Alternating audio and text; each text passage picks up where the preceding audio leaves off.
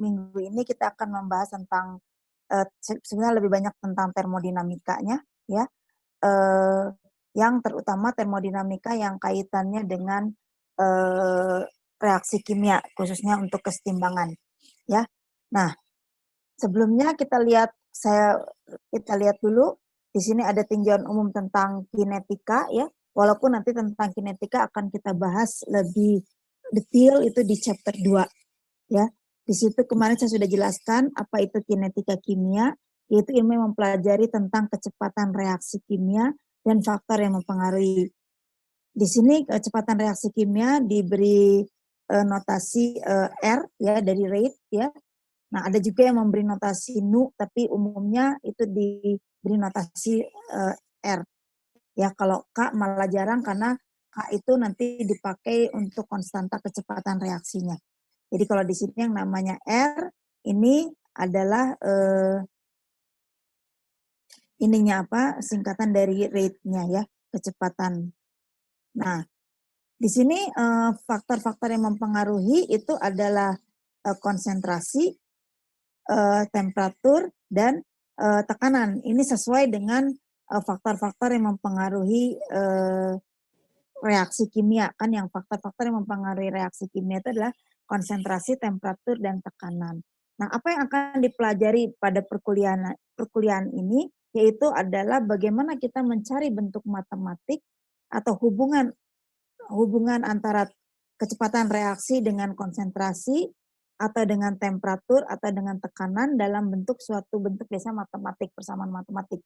Ya, itu yang akan kita lihat di sini. Caranya macam-macam, ada yang pakai integral, diferensial, ataupun dengan penurunan secara mekanisme. Ya, jadi nanti ada mekanisme reaksi, kemudian diturunkan bentuk kinetikanya seperti apa. Nah, itu yang akan kita pelajari selama 1 semester ini. Nah, kemudian nanti kita lihat lagi reaksinya katalis atau non katalisis, kemudian apakah homogen atau kalau misalnya reaksi katalis apakah homogen atau heterogen. Nah, jadi itu ya. Nah, biasanya sebetulnya kalau kita pelajari, biasanya reaksi kimia atau kecepatan reaksi kimia itu adalah fungsi bukan saja dari konsentrasi atau tekanan atau temperatur saja, tetapi biasanya kadang-kadang interaksi antara konsentrasi, temperatur, dan tekanan.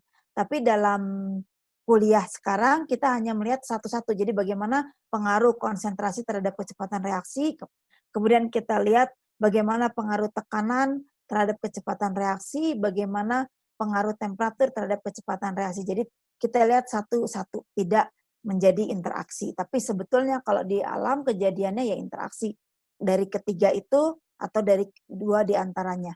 Ya. Nah, makanya nanti kalau Anda lihat pembahasannya sering saya bahas pada temperatur tetap.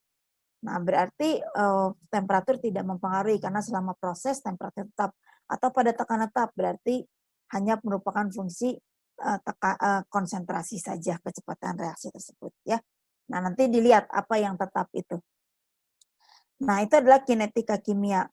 Nah, sedangkan dari segi termodinamika saya cuma mereview, ya mungkin Anda masih ingat ada yang namanya hukum kekalahan energi yang mungkin lebih dikenal hukum kekalahan energi, tapi itu sebenarnya adalah hukum termodinamika pertama, ya, yaitu di mana kalau kita lihat dikatakan bahwa energi itu tidak dapat diciptakan atau dimusnahkan, tetapi energi itu dapat diubah dari satu bentuk energi ke bentuk energi yang lain, ya. Nah, artinya apa? Bebas. Misalnya kalau saya punya energi A, saya ubah menjadi energi B, automatically dia energi B akan berubah menjadi energi A, ya. Itu menurut hukum termodinamika pertama. Atau kalau secara proses, misalnya kalau ada proses yang spontan, misalnya A menjadi B spontan, maka proses B menjadi A itu akan spontan. Nah, itu yang dikatakan oleh hukum termodinamika 1, hukum kekalahan energi, kemudian nanti beranjak ke hukum kekalahan massa sebenarnya. Nah, tetapi ternyata di alam itu tidak demikian, ya. Di sini yang contohnya suatu proses yang bersifat spontan atau alamiah, maka kebalikannya itu justru tidak spontan, tidak alamiah. Cara yang paling mudah, yang paling sering saya ceritakan adalah Misalnya kalau Anda punya es batu, Anda simpan di atas meja, maka nanti apa yang terjadi? Es batu itu akan mencair, otomatis dia akan mencair. Nah, tetapi kalau Anda diamkan terus, cairan dari es batu tersebut, dia tidak akan membeku kembali. Nah, untuk membekukannya apa? Anda perlu freezer, Anda perlu lemari es, ya, untuk membekukan cairan tadi. Nah, jadi artinya apa? Ketika es itu mencair, proses spontan, ya, karena di sini udaranya kan hangat, jadi kalau es ditaruh di luar pasti akan mencair. Nah, kemudian tetapi ketika cairan dari hasil cairan es tadi itu akan kita bekukan kembali, itu tidak bisa langsung gitu, tapi harus Anda perlu media lain, yaitu adalah lemari es, ya, atau freezer. Nah, itu adalah salah satu contoh yang kelihatannya, oh, termodinamika ini agak disanggah gitu. Nah, kemudian kenyataan yang lain apa? Di sini, misalnya kita punya kerja. Kerja itu bisa dikonversikan jadi panas 100%. Tapi apakah panas bisa dikonversikan jadi kerja 100%? Jawabannya tidak. Paling gampang contohnya adalah kalau Anda kedinginan, ya, atau Anda adalah yang suka hiking atau yang suka ke gunung.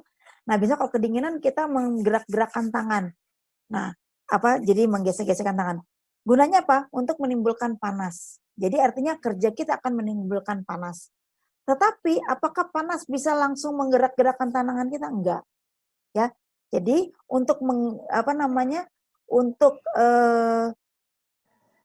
menggerakkan panas itu menjadi kerja, ya. Jadi kita ke panas itu perlu usaha lain.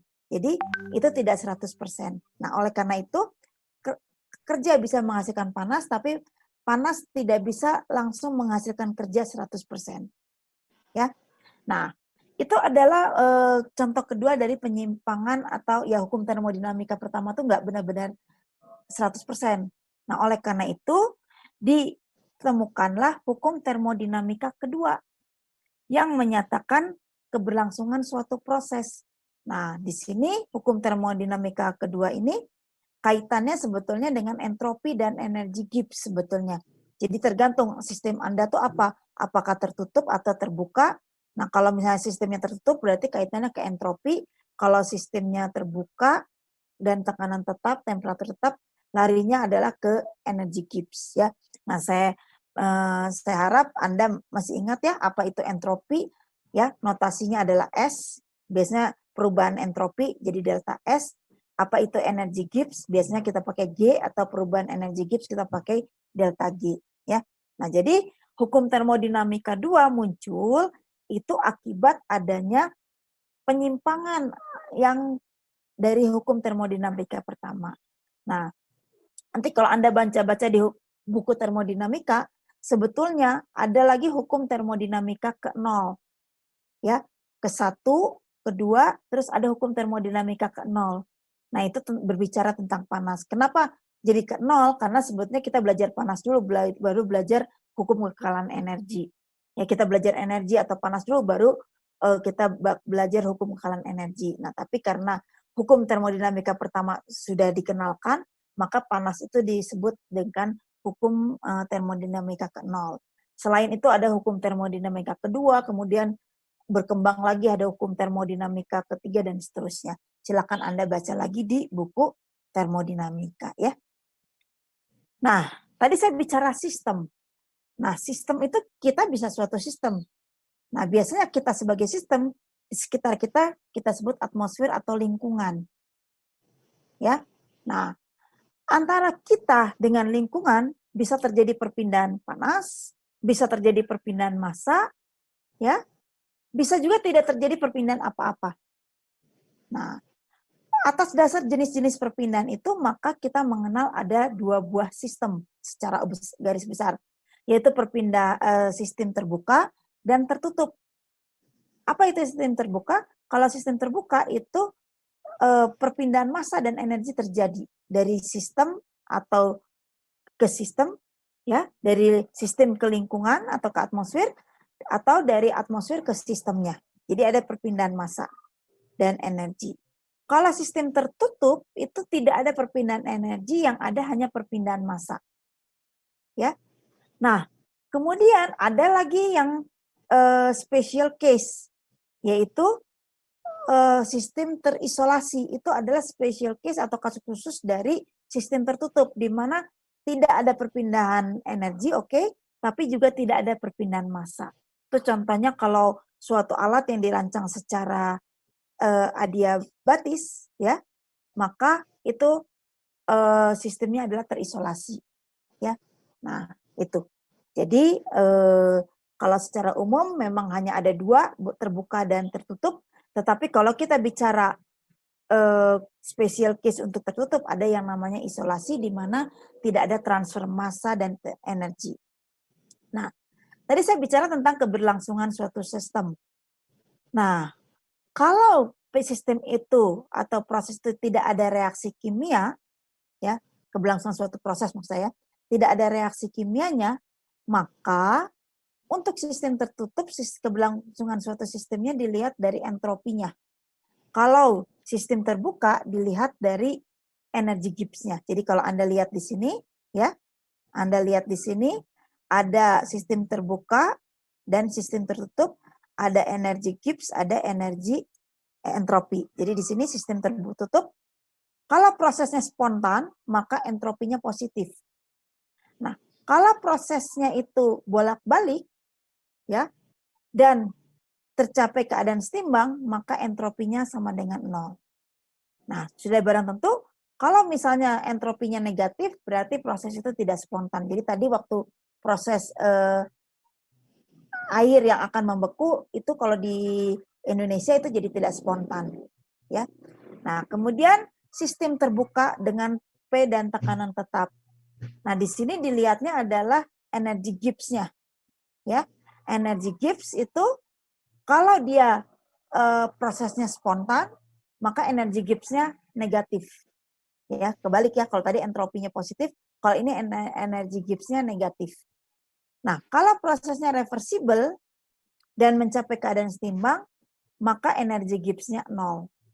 Ya. Nah, ini adalah kriteria kalau kita akan lihat sistem itu berlangsung atau tidak, apakah sistem terbuka apa tertutup, dilihat dari entropi dan energi Gibbs-nya, atau malah telah terjadi suatu kesetimbangan, ya.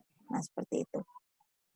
Nah, ini berlaku untuk proses tanpa reaksi kimia. Kenapa? Ketika ada reaksi kimianya, maka ternyata apa yang saya jelaskan tadi itu agak sedikit menyimpang. Sebagai contoh, saya ambil sistem tertutup ya untuk kasus terisolasi. Nah, tadi dikatakan kalau sistem terisolasi itu tidak ada perpindahan energi, tidak ada perpindahan massa. Ya. Artinya apa? Di sini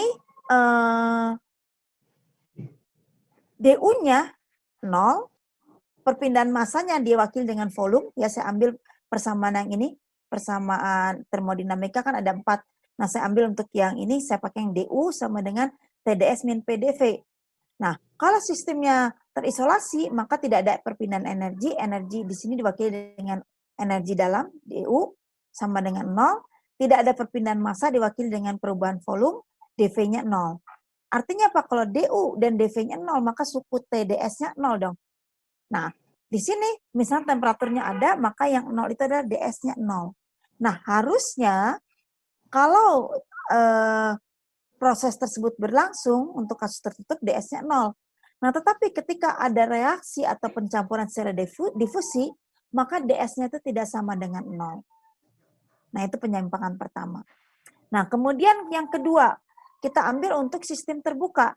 Sistem terbuka itu kita ambil tadi adalah kaitannya dengan energi Gibbs. Jadi DG sama dengan minus SDT plus VDP. Ya, terbuka kan tadi pakai energi Gibbs. Nah, di sini kalau prosesnya itu temperatur dan tekanan tetap, maka DT dan DP-nya 0. Kalau DT dan DP-nya 0, maka DG-nya 0. Nah, kembali kenyataannya, kalau ada reaksi kimia ternyata DG-nya tidak 0. Ya. Nah, oleh karena itu orang mencari kenapa kok ketika rumusan tadi tanpa reaksi kimia berlangsung, tapi ketika ada reaksi kimia ini tidak berlaku semua. Nah, ternyata diselidiki. Di sini ada reaksi kimia, berarti jumlah mol atau senyawa-senyawa yang terlibat di dalam reaksi kimia itu harus diperhitungkan. Oleh karena itu, di dalam persamaan termodinamikanya, itu maka harus dimasukkan besaran yang menyatakan komposisi serta ukuran ini, atau harus dimasukkan jumlah mol senyawa yang terlibat. Jadi dalam hal ini harus dimasukkan potensial kimianya. Jadi di sini kalau tadi rumusnya DU sama dengan TdS min PDV, maka sekarang harus ditambahkan potensial kimianya, yaitu sigma mu I DNI. Di mana mu I itu adalah potensial kimia, DNI itu adalah perubahan molnya. Nah, jadi ke semua persamaan termodinamika ditambahkan sigma mu I DNI. Tadi kan ada DG sama dengan SDT plus VDP, ditambahkan ini. Yang lainnya juga ditambahkan ini. Nah, oleh karena itu, untuk sistem yang ada reaksi kimianya, kriterianya tidak lagi ke arah delta S atau delta G, tetapi kriterianya ke potensial kimia. Jadi kalau prosesnya spontan, maka sigma mu I DNI-nya lebih kecil dari 0 atau negatif. Atau kalau reaksinya reversibel dan mencapai kesetimbangan, maka sigma mu I DNI-nya sama dengan 0. Ya. Nah, hal ini bisa dilihat dari kasus yang saya jelaskan berikut ini. Nah, saya ambil reaksi spontan itu A plus B menjadi 2P, karena ini kan kita bicara reaksi kimia. Dilangsungkan pada tekanan dan temperatur tetap, berarti nanti larinya adalah ini energi Gibbs ya. Berarti di sini DG sama dengan minus SDT plus VDP ditambah sigma mu I DNI. Karena tekanan dan temperatur dan tekanan tetap, maka DG-nya tinggal sigma mu I DNI. Nah, tadi untuk sistem terbuka, kalau reaksinya spontan atau proses spontan, delta G-nya negatif. Maka di sini ya delta G lebih kecil dari 0, ya di sini maka delta G reaksi adalah sigma mu I DNI lebih kecil dari 0. Nah, bisa dilihat di sini, tadi kan delta G sama dengan sigma mu I DNI. Nah, delta G lebih kecil dari 0. Antara dua ini digabungkan, maka delta G reaksi atau sigma mu I DNI-nya lebih kecil dari 0. Maka untuk reaksi spontan itu sigma mu I DNI-nya lebih kecil dari 0, sesuai dengan tadi yang dikatakan di sini. Untuk reaksi spontan, sigma mu I DNI-nya sama dengan 0. Ya. Nah, itu. Nah, ini ada note sedikit, saya cuma mengingatkan ke Anda, kalau saya menuliskan delta G reaksi, itu berarti itu adalah delta G reaksi sama dengan sigma nu I GI. Di mana mu I itu, nu I itu adalah koefisien stoikiometri. Mungkin Anda masih ingat, kalau berharga positif, itu dia produk. Kalau produk berharga positif, kalau negatif itu dia berharga, kalau reaktan dia berharga negatif. Jadi kalau A plus 2 plus B menjadi 2P, maka untuk produknya itu plus 2, reaktannya minus 1 dan minus 1. Ya. Jadi nanti di sini delta G reaksinya sigma mu I GI berarti minus 1 kali GA ditambah minus 1 kali GB ditambah 2 kali GP. Ya, itu rumusannya. Nah, kalau dia pakai standar, biasanya dipakai 0. Nah, kalau kondisi standar itu biasanya pada suhu tertentu, misalnya pada 298, pada 273, jadi temperaturnya tertentu. Nah, itu yang pertama. Jadi kasusnya spontan, sigma mu I DNI-nya negatif. Nah, kasus yang kedua tadi adalah kalau reaksinya reversibel, maka sigma mu I DNI-nya sama dengan 0. Nah, mungkin waktu Anda belajar reaksi kimia atau kimia dasar dan lainnya, belajar tentang reaksi reversibel. Ya, reversibel itu dari namanya sudah jelas, reverse berarti bolak-balik ya. Nah, seperti itu. Nah, jadi kalau dalam reaksi yang seperti ini A menjadi B, berarti reaksinya 2. A menjadi B, B menjadi A. Nah, tapi kalau Anda lihat reaksi yang tadi sebelumnya, itu kan A plus B menjadi 2P. ini reaksinya hanya ke arah 2P saja. Tapi kalau Anda lihat yang ini reaksinya A menjadi B, kemudian B menjadi A. Kapan A menjadi B? Kalau potensial kimia A-nya lebih besar dari B. Kapan B menjadi A? Kalau potensial kimia B-nya lebih besar dari A. Jadi nanti dilihat. Nah, secara umum pada keadaan awal, karena A itu adalah reaktan utamanya, maka pada keadaan awal, reaksi yang terjadi itu adalah A menjadi B. Di mana pada keadaan awal potensial kimia A itu jauh lebih besar daripada B. Kemudian reaksi berlangsung entah 10 menit, entah 1 jam, ya. Kemudian Anda cek, seandainya Anda bisa lihat Anda bisa lihat di dalam reaktor itu, maka dalam reaktor itu akan terjadi reaksi A menjadi B, B menjadi A. Nah, dari mana A menjadi B? Pada saat potensial kimia A-nya atau di suatu titik itu potensial kimia A-nya lebih besar daripada B. Atau di titik lain reaksinya B menjadi A. Nah, berarti di titik itu potensial kimia B-nya lebih besar dari A. Ya, jadi macam-macam, ada di titik ini yang A yang lebih besar, di titik lain potensial kimia B-nya yang lebih besar. Tetapi secara menyeluruh, Anda itu walaupun dia reaksinya reversible, itu selalu yang terlihat itu adalah A itu selalu berkurang, B itu selalu bertambah. Walaupun B itu bereaksi menjadi A, tetapi secara keseluruhan reaksi reversibel itu selalu A itu berkurang, B itu selalu bertambah, sampai suatu saat, ya, sampai suatu saat jumlah A dan B itu tidak berkurang, tidak bertambah. Jadi A-nya tetap sekian, B tetap sekian. Seolah-olah reaksi berhenti. Pada saat itu sebetulnya, ya, laju reaksi pembentukan B dari A menjadi B atau laju reaksi B menjadi A itu sama. Dalam kondisi tersebut potensial kimia A itu sama dengan B. Nah, sehingga itulah yang disebut dengan keadaan setimbang. Jadi di sini potensial kimia A sama dengan potensial kimia B atau mu A minus mu B-nya sama dengan 0. Nah, jadi tadi dikatakan kan kalau reaksi kondisinya reaksi setimbang, sigma mu I DNI-nya sama dengan 0. Berarti mu A dikurangi mu B-nya sama dengan 0. Nah, itu adalah pembuktian dari benar kalau ada reaksi kimia yang dilihat adalah potensial kimianya. Tadi ada reaksi yang spontan, ada yang reversible. Oke, sampai sini ada pertanyaan dulu?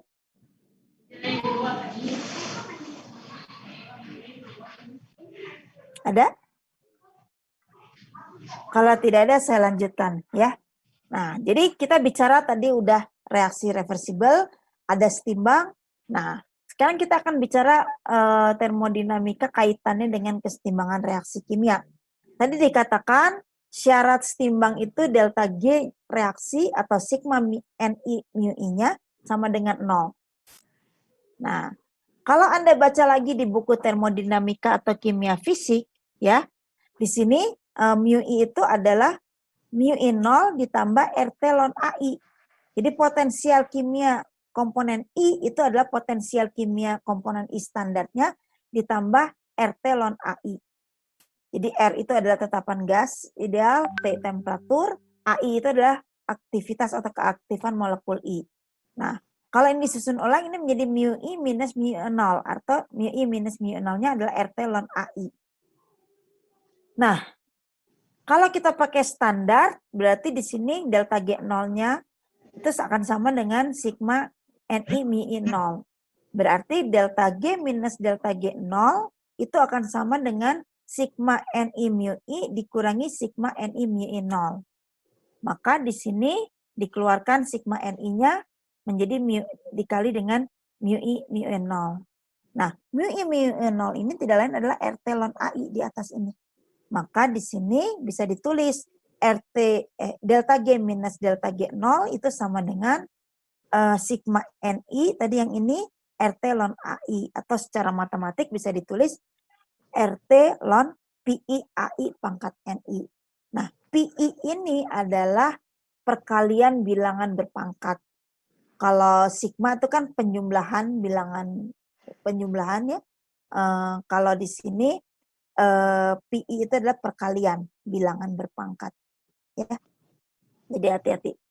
Nah, ini persamaannya masih umum. Jadi delta G minus delta G0 sama dengan RT ln PI AI pangkat NI. Nah, belum dilihat apakah dia setimbang atau tidak. Nah, kalau kita akan lihat apakah dia setimbang, maka di sini diambil delta G-nya itu harus 0. Oh, ini saya loncat dulu ya. Saya nanti setimbang yang poin kedua. Yang pertama dulu. Apabila perbandingan campuran reaktan itu sebanding dengan koefisien stoikiometrinya, maka NI di sini bisa diganti dengan koefisien stoikiometri sehingga delta G minus delta G0 sama dengan RT ln PI AI pangkat NUI. Tadi NUI sudah saya kenalkan adalah koefisien stoikiometri. Jadi kalau saya punya reaksi B plus C menjadi S plus T, maka di sini Nu B itu adalah negatif. Ya, negatif B. Nu C itu adalah negatif C. Tetapi Nu S itu adalah positif S, Nu T itu adalah positif T. Ya. Jadi itu.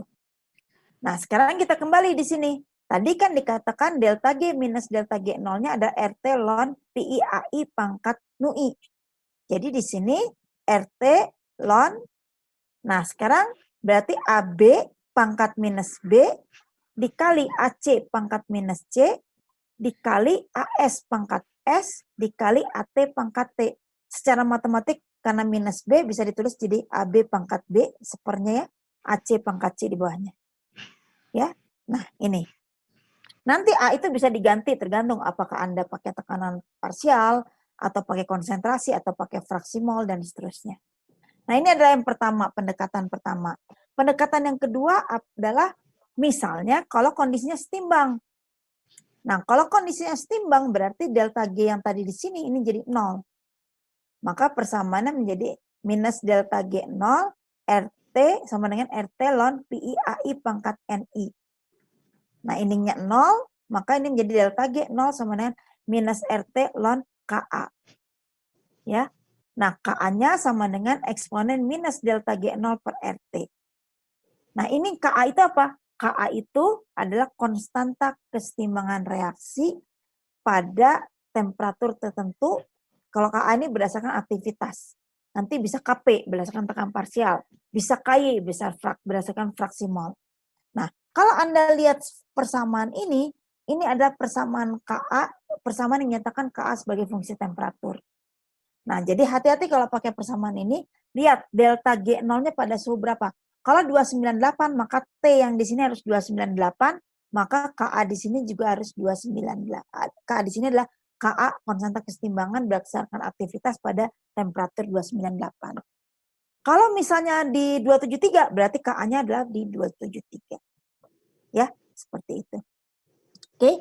Nah, ini adalah salah satu bentuk hubungan antara KA dengan temperatur. Masih ada lagi hubungan KA dengan temperatur kalau Anda baca di situ adalah persamaan Van Hoff. Ya, persamaan Van Hoff itu ada 2. Sebenarnya sama saja, ya. Apakah Anda mau menuliskan dolon KA per dot T sama dengan delta H0 per RT kuadrat, atau Anda ingin menuliskan dolon KA per dot per T sama dengan minus delta H0 per R. Mau pakai yang kiri silakan, mau pakai yang kanan silakan. Dua-duanya diturunkan dari tekanan tetap. Ya. Nah, kalau saya jadi Anda, saya lebih memilih yang kiri karena persamaannya lebih sederhana. Kalau ini kan ada dos seperti nanti keliru lagi nanti nurunkannya. Oke. Nah, itu adalah persamaan Van Hoff. Kalau Anda lihat ini ada KA, ada temperatur. Jadi di situ ada hubungan antara temperatur dan harga KA-nya. Nah, kalau kita bicara temperatur, kita berarti harus erat kaitannya bicara dengan apakah reaksinya itu eksoterm atau endoterm. Nah, kita lihat. Mungkin Anda juga di termodinamika sudah sepakat kalau kita endoterm itu delta hanya positif, kalau eksoterm itu negatif. Nah, kita lihat untuk reaksi yang eksoterm dulu. Delta hanya negatif. Kalau saya masukkan ke sini berarti harga ini negatif, ya. Kalau harga T-nya makin besar, maka K-nya akan makin kecil. Ya, benar nggak? Kalau ini negatif, kalau T-nya saya perbesar, maka KA-nya akan makin kecil. Dari persamaannya udah kelihatan. Atau kalau endoterm berarti delta H-nya positif. Kalau saya perbesar, maka KA ini temperaturnya diperbesar, maka KA-nya akan membesar juga. Jadi, kalau misal Anda punya kasus, Anda punya harga KA berbagai temperatur, lihat saja apakah ini temperatur KA-nya naik dengan naiknya temperatur. Kalau iya berarti dia endoterm. Kalau negatif bertolak belakang berarti dia exotherm. Ya, jadi kadang-kadang nggak disebutkan reaksinya exotherm atau endoterm, tapi dilihat dari perubahan harga KA-nya. Apakah dia naik atau dia turun berdasarkan kenaikan temperatur. Ya, nah itu persamaan Van Hoff. Nah, kalau Anda lihat di sini persamaan Van Hoff itu dua-duanya mau yang kiri atau yang kanan, persamaannya itu ada delta H0. Nah, delta H0 ini sebetulnya bisa dianggap tetap kalau perubahannya untuk setiap perubahan temperatur itu kecil sekali, atau dia berubah. Artinya delta H0-nya merupakan fungsi temperatur. Nah, itu nanti akan mempengaruhi penyelesaian persamaan Van Hoff-nya. Nah, kita lihat di sini sekarang. Yang pertama itu adalah kalau entalpinya tetap, ya. Berarti persamaan Van Hoff tadi yang dolon Ka per dot T sama dengan delta H0 per RT kuadrat, maka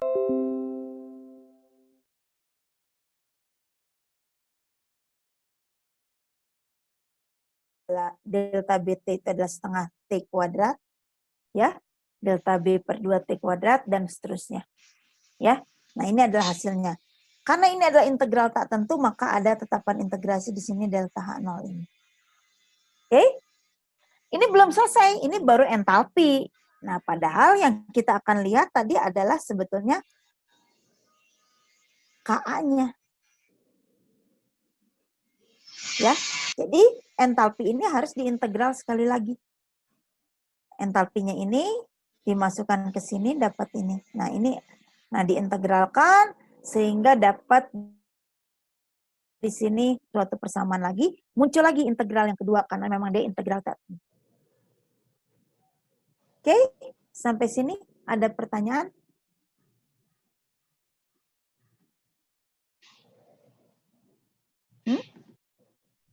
Tidak ada? Kalau gitu saya bertanya dulu ya. Jadi ini saya stop dulu ininya.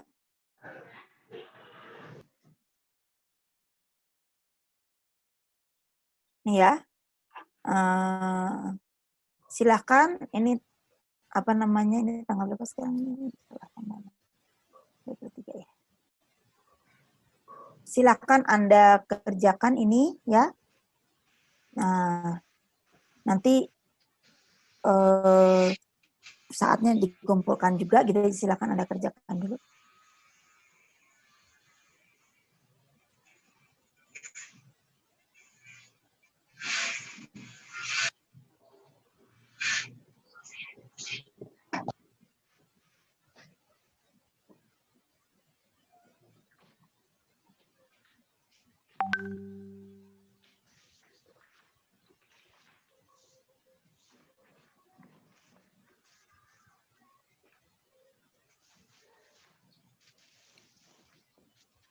Kanan berdasarkan apa? Fraksi molnya, ada yang berdasarkan koefisien fugasitas dan macam-macam. Ya. Nah, jadi tergantung. Nah, untuk cair biasanya kita pakai Ka dan Kc, ya. Sedangkan untuk gas itu biasanya kita pakai di sini adalah Kp, Ka, ya, ada Ky, ada Kf per P. Nah, kita lihat di sini Kp. Kalau kita bicara Kp, Kp itu adalah konstanta kesetimbangan berdasarkan tekanan parsial. Nah, apa itu tekanan parsial? Rumusnya adalah fraksi mol dikali dengan tekanan totalnya. Jadi tekanan parsial komponen itu adalah, misalnya dalam suatu bejana ada beberapa senyawa.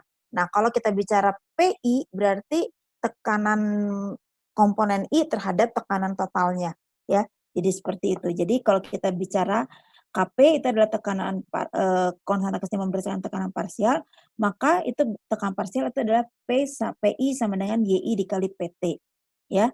Nah, kemudian di sini karena KP itu sama dengan karena PI itu sama dengan YI kali PT, maka KP-nya juga bisa ditulis sebagai KP sama dengan KY kali P sigma NUI, di mana KY-nya itu adalah PI YI pangkat NUI. Jadi kalau tadi di situ misalnya Anda punya KP, reaksinya tadi ya B plus C menjadi S plus T. Nah, berarti kan tadi kalau berdasarkan P, berarti di sini KP sama dengan P pangkat S, PT pangkat T dibagi dengan PB pangkat B, dibagi lagi dengan PC pangkat C. Nah, karena PS itu adalah YS kali PT, PT itu adalah YT kali PT, kemudian PB itu adalah YB kali PT dan seterusnya, maka bisa dikeluarkan itu jadi YS kali YS pangkat S dikali dengan YT pangkat T dibagi dengan YB pangkat B, YC pangkat C, ya, itu tidak lain adalah KY. Kemudian dikali dengan P totalnya. P totalnya tadi kan ada sigma NUI, yaitu pangkat sigma NUI. Jadi minus B plus minus C plus S plus T. Nah, jadi ini adalah yang ini. Nah, ini adalah kalau misalnya KP itu sama dengan KY sama P sigma NUI, ya. Nah, atau misalnya KP itu KA atau bisa dinyatakan dengan KA. KA itu adalah KF per P kali KP. Nah, KF per P itu adalah konstanta kesetimbangan berdasarkan koefisien fugasitas, ya. Yang mungkin Anda sudah pelajari juga, koefisien fugasitas itu adalah kaitannya dengan gas non ideal. Nah, kalau misalnya gas ideal, maka KF per P itu 1. Maka untuk gas ideal, KA itu akan sama dengan KP. Nah, kalau dia gas non ideal, maka Anda harus pakai KF per P. F per P itu adalah koefisien fugasitas yang merupakan fungsi dari temperatur reduksi dan tekanan reduksi. Temperatur reduksi itu adalah rumusnya P per PCI, temperatur reduksi adalah T per TCI, di mana P dan T ini tekanan dan temperatur operasinya. Nah, kalau Anda sudah punya harga PR dan TR, maka Anda dapat mencari F per P-nya itu dari kurva koefisien fugasitas. Mungkin Anda juga sudah dapat ini di kimia fisik atau termodinamika, di mana sumbu Y-nya ini adalah koefisien fugasitas, sumbu X-nya adalah tekanan reduksi. Jadi kalau misalnya kita mau baca, tekanan reduksinya adalah 5 di sini, kemudian temperatur reduksinya adalah misalnya di sini 1,15, maka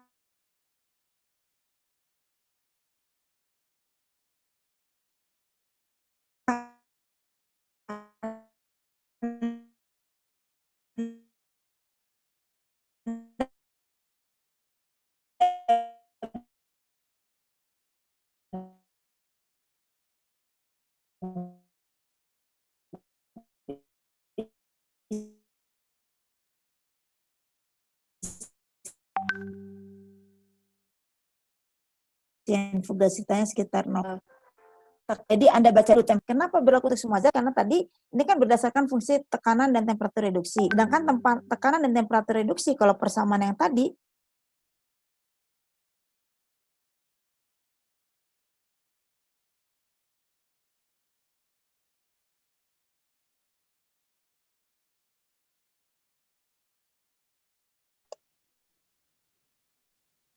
ibunya ada.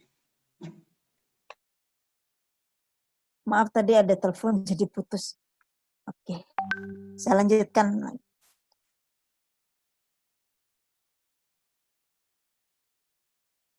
Udah nyambung? Udah ya, tadi saya ada telepon jadi ternyata mematikan ini. Apa slide-nya?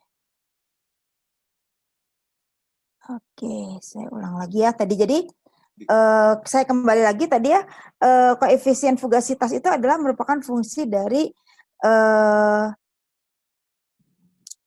temperatur dan tekanan reduksi.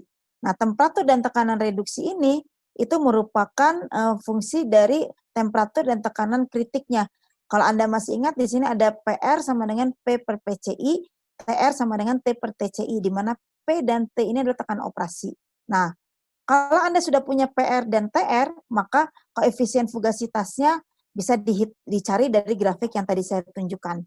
Nah, grafik ini adalah grafik di mana sumbu Y-nya itu adalah koefisien fugasitas, sumbu X-nya adalah tekanan reduksi, dan yang melengkung-melengkung ini adalah temperatur reduksi. Bagaimana cara membacanya? Mungkin juga Anda sudah pernah, yaitu misalnya Anda punya tekanan reduksinya adalah 10, misalnya seperti ini, kemudian temperatur reduksinya adalah 1,25 di titik ini, maka Anda tinggal baca koefisien reduksinya adalah 0,6. Ya, seperti itu. Nah, kurva ini berlaku untuk semua komponen dengan faktor kompresibilitasnya 0,27. Nanti kalau faktor kompresibilitasnya lain ya berarti kurva ini nggak bisa dipakai. Tapi berlaku untuk semua zat. Kenapa saya katakan untuk berlaku semua gas? Karena ini tergantung dari temperatur dan tekanan reduksi. Tadi kalau kita bicara temperatur dan tekanan reduksi, itu tergantung dari temperatur dan tekanan kritiknya. Ya, tergantung dari temperatur dan tekanan kritiknya. Nah, setiap gas atau setiap komponen punya temperatur dan tekanan kritik yang masing-masing. Sehingga maka kurva ini berlakulah untuk semua komponen gas, ya. Nah, Anda sudah baca, kemudian nanti masing-masing Anda masukkan ke sini. Kembali lagi ke persamaan yang ini. Nah, jadi nanti kalau tadi ada F per P untuk S pangkat S, F per P untuk T pangkat T dibagi dengan F per P untuk B pangkat B dibagi lagi dengan F per P untuk untuk C pangkat C. Nah, itu harga F per P-nya dicari dari yang tadi itu. Ya. Nah, jadi kalau kita bicara fugasitas sebenarnya kan kaitannya dengan gas non ideal. Tapi kalau kita bicara gas ideal, maka KF per P-nya 1, maka KA ini akan sama dengan KP. Oke? Sampai sini ada pertanyaan dulu? Nah, nanti pada pertemuan berikutnya kita akan latihan bagaimana cara menggunakan grafik ini. Nah, saya akan terus dulu ke pergeseran kesetimbangan. Ya. Nah, tadi kita katakan bahwa suatu sistem atau suatu proses atau reaksi kimia itu kalau dia reversibel suatu saat dia akan mencapai keadaan setimbang. Nah, kalau kita bicara reaksi kesetimbangan atau reaksi reversibel, nah maka keadaan setimbang itu laju reaksi, misalnya tadi kan A menjadi B, B menjadi A ya. Laju reaksi pembentukan A menjadi B, pembentukan B dari A menjadi B itu akan sama dengan laju reaksi B menjadi A. Itu pada keadaan setimbang. Nah, kemudian dia punya komposisi tertentu. Diberi gangguan, nanti lajunya itu tidak sama lagi. Tetapi seperti halnya di alam ini kita kan selalu mencari sesuatu yang mapan, yang setimbang. Nah, ketika itu dicari lagi keadaan yang baru, yaitu kesetimbangan baru, di mana nanti dicapai lagi laju pembentukan A menjadi B akan sama dengan B menjadi A. Sudah barang tentu kondisi baru, komposisinya juga baru, ya. Jadi di sini komposisi kesetimbangan yang baru tidak sama dengan komposisi kesetimbangan yang lama, ya. Sebagai contoh, kalau saya sering menginikan dalam kehidupan sih sebetulnya ya. Misalnya kalau kehidupan kalau kita misalnya sudah mapan gitu ya. Nah, kemudian kita punya ini tertentu gitu ya, target-target tertentu atau barang-barang kita tertentu apa gitu ya. Nah, kemudian mungkin ya karena kalau kita usaha misalnya terjadi penurunan atau masalah kayak pandemi gini, jadi omset turun sehingga kemapanan Anda terganggu. Nah, pasti Anda akan mencari atau menyesuaikan diri untuk mencapai kemapanan yang lainnya. Nah, taraf hidupnya dikurangi, kalau yang dulunya biasa naik mobil sekarang jadi naik motor atau seperti itu. Nah, jadi udah barang tentu, nah Anda akan nyaman kalau dulu nyaman dengan mobil, sekarang Anda akan nyaman dengan motor, ya. Nah, itu kan berarti kondisi yang dulu dan yang sekarang berbeda, tetapi Anda punya kenyamanan di situ. Nah, demikian juga kondisi kesetimbangan. Kondisi kesetimbangan itu baik pada yang lama dengan komposisi sekian. Tapi kemudian ada gangguan, nah dia akan mencari keseimbangan yang baru supaya gangguan itu dapat dikurangi atau dapat diatasi. Maka dapatlah kondisi keseimbangan yang baru dengan komposisi yang berbeda. Nah, itu adalah namanya adalah pergeseran keseimbangan. Jadi kalau pengertiannya pergeseran keseimbangan adalah perubahan dari suatu keadaan setimbang membentuk keseimbangan baru. Nah, kalau Anda waktu pernah SMA ya, mungkin kalau nggak SMA ya SMK ya sama aja yang pernah kuliah ya, kimia, pasti pernah mendengar nama Licatalie, yaitu ilmuwan yang membahas tentang kondisi keseimbangan.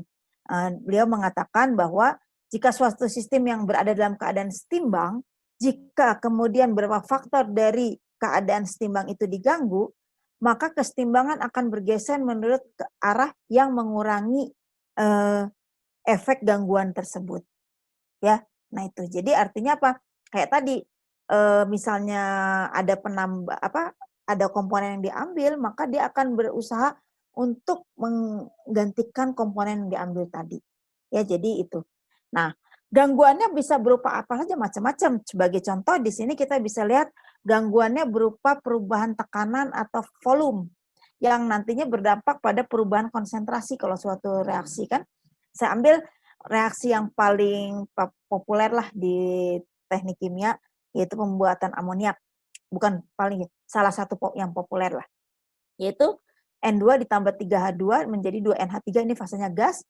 Nah, saya pakai Kc di sini konsentrasi, maka pada kondisi keseimbangan pertama yaitu P1, V1, Ci1 dan T, maka dapat kondisi keseimbangannya CnH3 kuadrat dibagi dengan Cn2 dibagi dengan CH2 pangkat 3 karena ini koefisien stoikiometrnya 2, ini 3, ini 1 ya. Nah, ini kelihatan duanya positif, ini minus 1, ini minus 3. Nah, kemudian setelah setimbang diberi gangguan sistem itu. Nah, ternyata tekanannya dinaikkan menjadi 2 kalinya. Nah, kalau tekanan dinaikkan menjadi 2 kalinya, sudah barang tentu volume jadi turun dong setengahnya. Ya kan? Nah, kalau volume turun setengah, maka konsentrasi akan naik.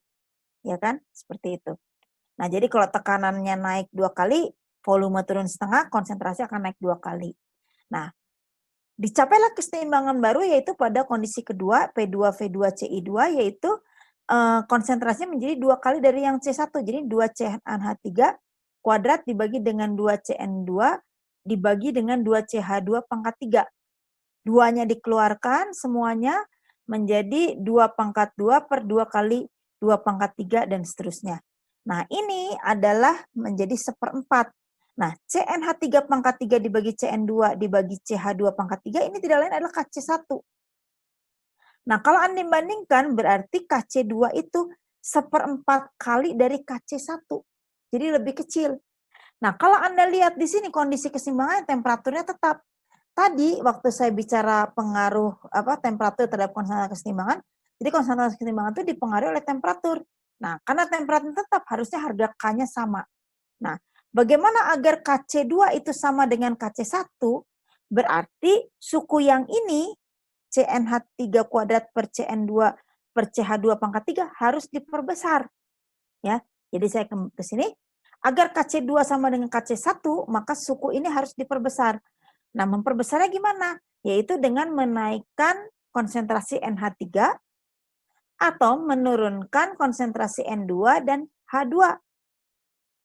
Dengan kata lain, kalau kita kembali ke reaksi, berarti reaksinya harus bergerak ke arah pembentukan NH3 supaya jumlah NH3 yang ditambahkan jadi bertambah.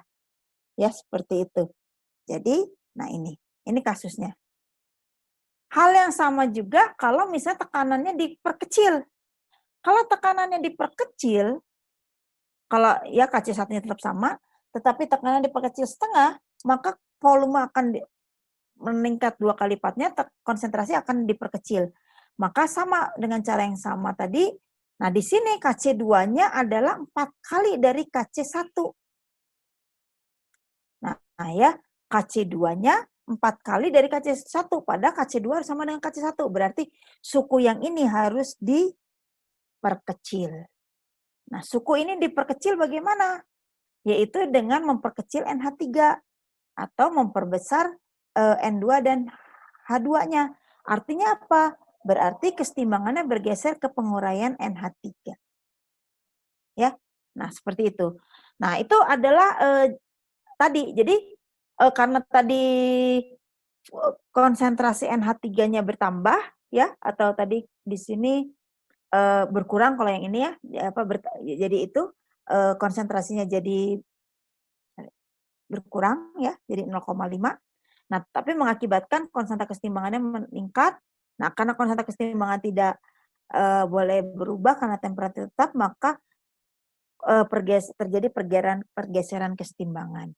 Nah, ini semua sebetulnya pernah kalau Anda masuk ke perguruan tinggi atau belajar di SMA atau tingkat 1, Anda bilang bahwa kalau tekanan diperbesar, maka pergeseran kesetimbangan akan ke jumlah molekul yang lebih kecil. Kalau tekanan diperkecil, akan bergeser ke jumlah molekul yang lebih besar. Kita lihat contoh yang ini aja, yang ini. Ya, tadi ini tekanannya diperkecil ya, tekanannya perkecil. Nah, katanya kesetimbangannya bergeser ke arah sini, ke jumlah molekul yang lebih besar, kata di situ. Berarti di sini ini jumlah molekulnya 1 dan 3, 4, ini 2. Jadi benar. Tadi waktu tekanannya diperbesar, maka bergesernya ke arah jumlah molekul yang kecil, maka bergerak ke sini. Nah, itu dulu yang Anda hafalkan ketika Anda belajar atau mau masuk perguruan tinggi. Nah, tapi kenyataannya yang terjadi seperti itu. Ya. Oke, sampai sini ada yang mau ditanyakan dulu? Nah, perubahan konsentrasi itu bukan saja karena adanya perubahan tekanan atau volume, ya, tetapi juga bisa karena adanya penambahan atau pengurangan komponen yang terlibat dalam reaksi. Sebagai contoh, saya punya reaksinya biar nggak sama dengan yang tadi, ya ini reaksi umum A2 ditambah 3B2 menjadi 2AB3. Nah, keseimbangan pertama tercapai pada saat seluruh zat itu mempunyai konsentrasi 2 molar. Ya. Nah, jadi di sini kalau dimasukkan semuanya ini CAB3 pangkat 2 dibagi ini semua, dapatlah KC1-nya 1/4. Nah, ternyata pada saat dia sudah setimbang, ada yang menambahkan AB3 itu 2 mol atau 2 molar. Nah, akibatnya, kalau Anda lihat, rumus KC2-nya ini CAB3 jadi 4. 4 kuadrat dibagi 2 pangkat 3. Menjadi sama dengan 1. Nah, kalau dibandingkan di sini, ya, kalau Anda bandingkan di sini, KC2 dan KC1, ya, ini kan berubah. Padahal tadi temperaturnya harusnya tetap. Nah, berarti di sini KC2 lebih besar daripada KC1. Agar KC2 lebih sama dengan KC1, maka konsentrasi yang ininya harus kecil. Jadi artinya apa? Harus memperkecil AB3 atau memperbesar A2B2. Nah, jadi artinya kesetimbangannya harus bergeser ke penguraian AB3. Ini cocok. Kan tadi yang ditambahkan AB3. Nah, berarti supaya AB3-nya berkurang, maka kesetimbangan harus bergeser ke penguraian AB3. Ya. Nah, secara umum kalau AB3-nya dikurangi, maka nanti pergeserannya akan ke sini. Nah, dapat disimpulkan bahwa apabila dalam suatu sistem yang setimbang, salah satu komponennya itu diambil, maka kesetimbangan itu akan bergeser ke arah pembentukan komponen yang diambil tadi. Nah, atau apabila pada keadaan kesetimbangan salah satu komponen itu ditambahkan, maka pergeseran kesetimbangan itu akan bergeser ke lawan arah di mana komponen itu terbentuk. Ya. Jadi kalau tadi ditambahkan, maka AB3-nya, AB-nya tambahkan, maka bergesernya ke sini. Tapi ketika AB3 diambil, maka pergeseran akan ke arah pembentukan AB3. Nah, itu adalah akibat perubahan konsentrasi akibat adanya penambahan atau pengurangan komponennya. Jadi tadi akibat perubahan tekanan, yang kedua akibat adanya perubahan penambahan atau pengurangan komponen. Nah, ada satu lagi di sini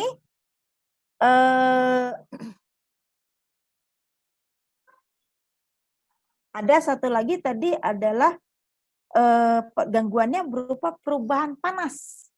Jadi kalau dia udah setimbang, ya sudah setimbang, kemudian terjadi sistem yang setimbang itu dipanaskan. Nah, Anda tahu tadi kalau dipanaskan temperatur berubah, konstanta kesetimbangan akan berubah. Nah, ini tidak diinginkan. Nah, supaya temperaturnya tetap, maka tadi panas yang tadi yang diberikan harus diserap. Siapa yang menyerap? Yaitu adalah reaksi yang memerlukan panas, dalam hal ini adalah yang endoterm. Sehingga pergeserannya kalau ini reaksi endoterm pembentukan NO2. Atau misalnya didinginkan sistemnya yang sudah setimbang. Berarti ada panas yang diambil dari sistem. Nah, panas yang diambil itu harus digantikan dari sistem itu. Siapa yang dapat menggantikan? Yaitu reaksi yang menghasilkan panas, yaitu reaksi eksoterm, yaitu reaksi pembentukan N2O4. Nah, seperti itu. Nah, itu adalah gangguan yang diberikan oleh panas. Nah, dengan demikian kalau temperaturnya tetap, maka konstanta kesetimbangannya akan tetap. Oke, nah itu adalah sedikit tentang pergeseran kesetimbangan. Kalau Anda ingin lebih banyak belajar tentang ini, di buku-buku kimia juga ada. Ya. Oke, sampai sini ada pertanyaan?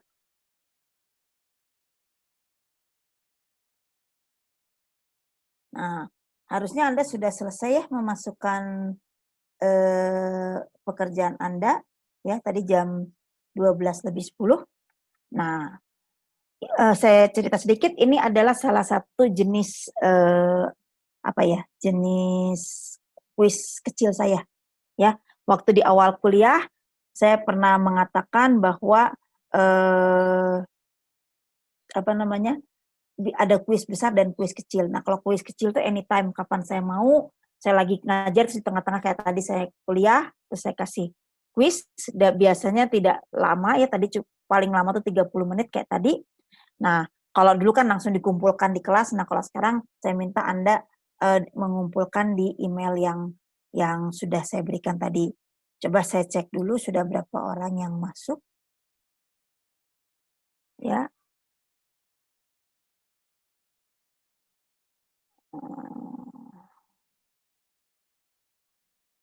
Sudah cukup banyak kayaknya ya. Ini salah.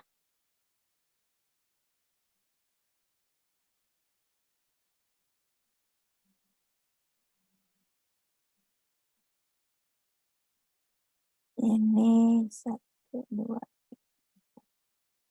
Ya, mudah-mudahan udah semuanya ya. Tapi ada yang masukin lebih dari jam 12:10 ya. Oke, nanti saya lihat. Oke ya, jadi itulah tadi sekedar kuis kecil. Jadi nanti akan saya selenggarakan ya kayak gitu. Jadi kapan aja, kadang-kadang kalau baru mulai kuliah saya juga bisa kuis ya, atau kadang-kadang pas kayak tadi di tengah-tengah kuliah gitu ya. Seperti itu. Oke. Nah, kalau tadi kuis itu adalah sebetulnya penerapan dari persamaan Van Hoff-nya ya. Penerapan dari persamaan Van Hoff. Nah, itu nanti akan saya lihat sebetulnya itu Anda sudah pernah dapat ketika Anda kuliah di termo atau di kimia fisik ya, seperti itu. Oke. Nah, jadi kalau kuis itu kuis kecil ya. Tadi kalau kuis besar itu biasanya saya kasih tahu ya kapan kita akan kuis. Nah, itu nanti biasanya diselenggarakan di akhir modul ya. Nah, tadi saya nggak tahu ya ketika kita kuis atau setelah saya mau masuk, ada yang baru masuk lagi, saya nggak tahu itu apakah terpental atau memang baru masuk. Kalau terpental, sebaiknya Anda WA ketua kelasnya, ya, karena kalau tidak, Anda dianggap tidak masuk gitu oleh saya gitu, walaupun Anda sudah absen di Moodle, tapi oleh saya Anda dianggap tidak masuk, ya. Jadi kalau bisa, kan Anda punya ketua kelas kemarin siapa? Silvi sama siapa? Siapa saya lupa namanya, Amalay apa sih kamu? Oh, Rafli, sorry ya, nama depannya ada itu ya. Sama Rafli, nah kan Anda punya ketua kelasnya itu. Jadi kalau Anda terpental, saya sendiri tadi terpental gara-gara handphone saya bunyi terus ternyata putus. Nah, tapi karena saya hostnya jadi saya bisa masuk sendiri. Tapi kalau misalnya Anda terpental dan tidak bisa masuk lagi, harusnya biasanya kalau udah pernah masuk ya, kalau terpental bisa masuk lagi, tapi kadang-kadang ada yang nggak bisa. Nah, itu Anda hubungi ketua kelasnya Silvi sama Rafli, ya, supaya tidak dianggap Anda baru masuk gitu. Karena kan saya udah katakan kadang-kadang kalau lebih dari 30 menit saya sudah mengajar, itu biasanya nggak saya add lagi, nggak saya admit lagi gitu, karena mengganggu gitu. Karena kalau saya admit itu, ini saya pointer saya tuh mati, saya harus klik lagi, jadi agak ribet gitu. Jadi tapi kecuali kalau memang Anda terpental, Anda, kontak, ketua kelasnya, nanti ketua kelasnya isi chat di bawah situ, bahwa Anda terpental gitu, seperti itu, ya. Nah gitu, jadi nanti akan saya admit. Tapi kalau misalnya dari awal nggak masuk terus sudah lebih dari 30 menit, ya pasti nggak akan saya izinkan gitu, nggak akan saya admit gitu, ya. Oke, nah itu. Nah, kalau nanti minggu depan itu saya akan masuk sebetulnya itu tadi chapter 1 ya, sebenarnya udah selesai, tapi nanti saya masih bahas di chapter 1 itu tentang, grafik koefisien fugasitas sama nanti ada latihan lagi yang mungkin akan saya berikan tugasnya sebelum kita kuliah. Jadi, nanti apa namanya, Anda masukkan dulu, nanti terus kita bahas pada saat kuliah ya, seperti itu. Nah, itu yang mungkin ingin saya sampaikan untuk hari ini, ya. Jadi kalau bisa, nanti Anda pelajari dulu, kalau bisa kan tadi saya kasih gambar tuh, kurva koefisien fugasitas, yang saya sengaja kasihnya tidak terlalu baik gambarnya. Nah, coba Anda cari di buku kimia fisik atau termodinamika yang jauh lebih baik, kemudian lihat harga Z-nya. Kalau punya saya tadi Z-nya 0,27 ya, faktor kompresibilitasnya. Nah, Anda lihat punya Anda berapa, ya. Nah, itu. Oke, sampai sini ada yang mau ditanyakan? Nah, kalau nanti ujian, ya, misalnya Anda harus pakai kurva kompresibilitas itu, nah, kurva itu harus masuk, ya. Apakah ketika ujian kurva itu saya berikan atau Anda harus cari sendiri, nah kurva itu harus masuk, ya. Jadi tidak bisa Anda hanya tulis koefisien fugasitasnya sekian sekian sekian, enggak. Anda harus, masukkan, cara menghitungnya gimana, seperti itu, ya. Nah, kalau dulu ujian closed book, itu koefisien fugasitasnya saya yang kasih, gitu. Nah, tapi kan karena Anda sekarang open book, ya, misalnya saya kayaknya nggak memungkinkan untuk closed book, jadi open book, ya Anda harus cari. Nah, kalau supaya Anda nggak pusing, ya, Anda cari, sebelum ujian udah punya, dari sekarang Anda udah keep yang bagus yang mana, nggak apa-apa nanti misalnya Z-nya Anda 0,27 atau yang ada 0,21 atau 0, berapa, nggak apa-apa, tapi pasti harga Anda dan teman Anda berbeda. Nah, yang saya nilai adalah bagaimana Anda mencari koefisien fugasitas itu. Ya. Oke, nah itulah kuliah hari ini ya, mungkin kita akan ketemu lagi, minggu depan ya. Sebagai info memang saya akan mulai kuliah setengah 11, saya selalu akan setengah 11 karena jam 10 saya memberikan kesempatan Anda untuk masuk ke Moodle dulu, ya. Nah, bagi yang belum masuk ke Moodle, kayaknya udah semua. Ada satu orang yang belum tapi saya lupa namanya, ya silakan masuk karena bentar lagi ditutup Moodle-nya jam berapa? 12.50. Oke, 16 menit lagi. Oke, kalau tidak ada pertanyaan, saya akhiri kuliah hari ini. Sampai ketemu minggu depan ya. Oke. Mana ini? Ya, yang mau meninggalkan silakan karena saya masih ada yang mau saya kerja. Terima kasih, Bu. Terima kasih, Bu. Ya, ya.